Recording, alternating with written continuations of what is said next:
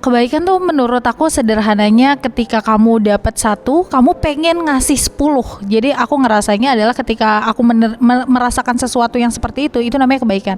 Ketika aku mendapatkan sesuatu dan aku pengen melipat gandakan itu adalah definisi kebaikan buat aku.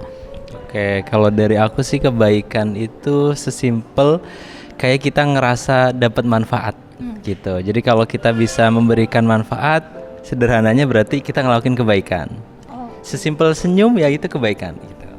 Kalau aku kan momen terendahnya tuh di tahun 2010 ketika ibuku meninggal dunia ya. Dan ketika ibuku meninggal dunia itu aku ngerasa satu momen kebaikan yang benar-benar merubah hidupku adalah dibiayai untuk sekolah lagi.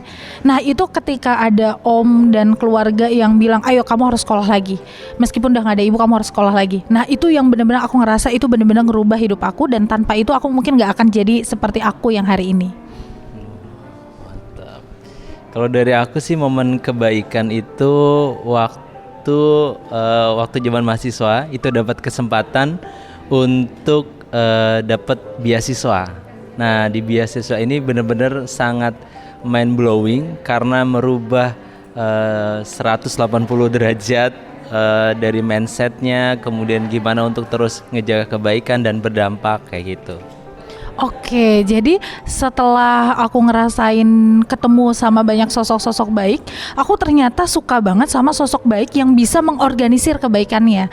Jadi ketika itu pertama kali momennya adalah ketika aku diterima FIM dan aku ngelihat sosok baik yang bisa mengorganisir kebaikannya tuh gini. Terus habis itu Bakti Nusa itu ngebuat aku ngerasa jadi aku pengen gimana kebaikan itu terorganisir dan pada akhirnya kebaikan itu bisa bertumbuh dan bertambah untuk banyak orang. Jadi doanya semoga kita bisa menjadi sumber kebaikan banyak orang. Kalau dari aku dulu suka dengar kata-kata kebaikan yang tidak terencana akan kalah dengan keburukan yang terencana. Nah waktu itu aku baru ngeliat banget ketika kebaikan itu dikelola dengan baik dalam satu sistem ternyata dampaknya itu luar biasa. Nah waktu itu kebetulan bertemu dengan salah satu pendiri lembaga filantropi di Indonesia. Berarti Dompet Duafa ya, yang mana dengan kemampuannya si Dompet Duafa ini mampu mengelola kebaikan jadi manfaat yang jauh lebih besar. Kita punya prinsip jangan bikin orang baik kapok untuk berbuat baik.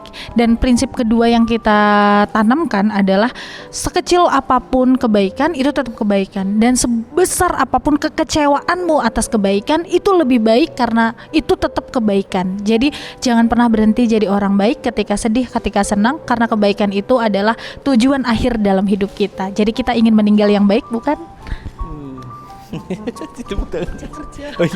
Nggak biarin dia ngedit di sini.